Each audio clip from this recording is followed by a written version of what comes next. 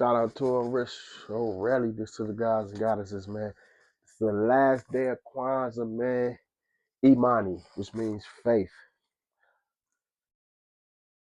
To believe with all our hearts, mind, body, and soul in our people, in the righteousness and victory of our struggle.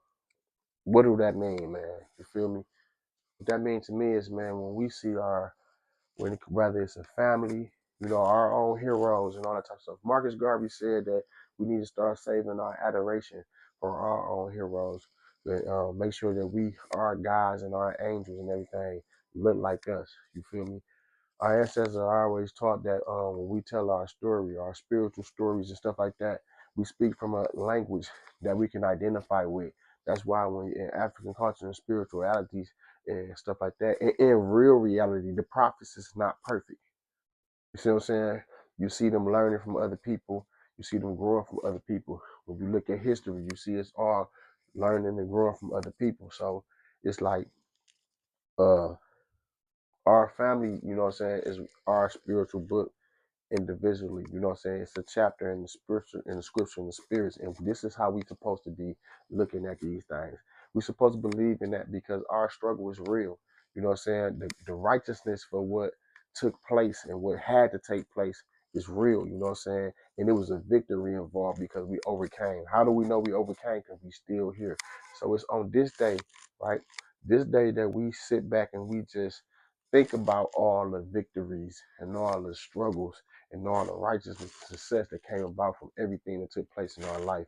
You can find that righteousness in everything that goes on. You feel me? And as a people, we need to start looking at our stories, man, because if we don't, man, we have to reinvent the wheel, which is something that we shouldn't have to do. If my ancestors went through something and overcame something, I should be able to look in that story, get an understanding of it, see it in my mind's eye, rationalize it, put it in my concentration faculty and holds it because it's like the womb and nurture it and then give birth to it in the physical plane, man, to where I can see that manifesting in me and I can use those lessons. Man, we automatically do it. In the Yoruba culture, they call it the metutu. The anti-Kemetic culture call it the metutu. The Yoruba culture, they call it the odu. How did that play out? It plays out on this. When you go to do something, you flip through these quadrants in your brain. And the quadrants in your brain is based off of the people that influenced you and shaped you. So I'll give you a perfect example. When you was a baby, you grew up and you seen how mama did this and mama did that. When these certain elements was in play, mama did this or pops did that. Then you went outside, the person down the street that you looked up to, you seen how they reacted in certain situations, right? And all the way down to people, at least the people that ain't here. And that's where ancestral reverence and ancestral communication comes into play because energy never created nor destroyed, it only transferred. So the information, which is energy, that we receive from the people that came before us is what we using to move and be out here. It's rarely that you're gonna find anything that you're doing that's original. So there's a communication between you and the people that came before you.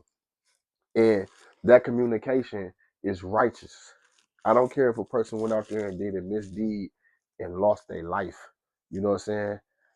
You can look at that misdeed and say, listen, when these elements in place, you do not respond like this because you're going to lose your life. You can be shortened in your life. We all have a predestined, time frame, you know what I'm saying? But we do have what's called injunctions in the road where you can shorten that time span for reckless actions. But we also have heroes that showed us what to do that we can go off of. Man, our ancestors and our people, our struggle is real. You know what I'm saying? The righteousness of our struggle and the victories, bro. The things we overcame to be us, bro. This is what this last day Imani, faith is all about. You can go all the way down. Once the Creator put creation into manifestation, it was written. You feel me? And everything included in it is written. And if it's written, man, I'm not talking about on a piece of paper. It's written in actions. You feel me? It's written in word play. Because there was once upon a time that a piece of paper, the written word didn't have no value. And it still don't. It's just today's time. People think because they can get something on paper, look at it and remember it and quote it, that they know something. That ain't that. It was always, and it still is. It have to be mouth to ear, out of hands. And we done saw what our people done done to make us who we is in order to survive out here. That's righteousness. The good, the bad, and the unknown. It's righteousness in that. You feel me? And the victory of our struggle. We know it's a victory because the odds been against us for a long time, and we still here. So this is the day that we remember. We sit back and we chill. We talk about the great ones in our life. 91. That's a lucky number for me now. My granny made it to 91, bro. And she just transformed. And guess what? We moving off of that information.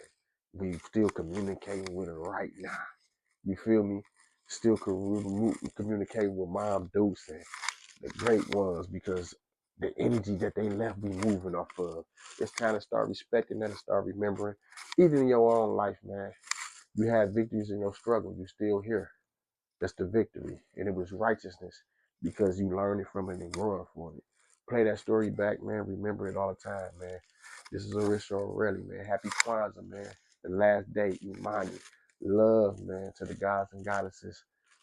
Boss up in life, man. Let's keep these principles going, man. Next year, we should be able to have the candle with the red, 3 red on one side, 3 black on the other side. I mean, three green on the other side with the black one in the middle, and we should be lighting them each day, each side. We should have the mat out, the red, black, and green out. You feel me? And we should be sealing on that, building on that, and have the corn out and all that type of stuff to represent the fruit and the seeds and of who we are, bro. We the offsprings of those that came before us, and we are the ancestors of those that's gonna come after us. Listen, Imani, faith, we believe. You know what I'm saying? We have faith in what the Creator put in front of us, and we believe in the victory and the struggle of our people. One love, me life, one nation, one struggle. I'm out.